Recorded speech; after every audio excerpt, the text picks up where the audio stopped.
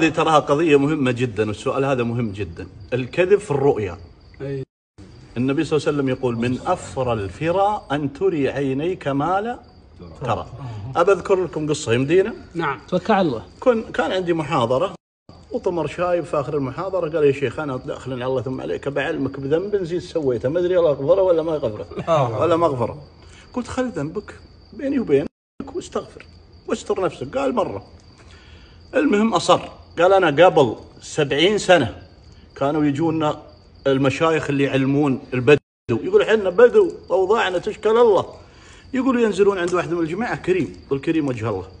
يقول الليل والنهار احنا عنده. يقول كل ينشد المشايخ. خلنا يعني عمري 12 سنة وانا اطمر عند الجماعة بسأل، وانا اجيب لي رؤيا كذب لا شفتها ولا مرت علي.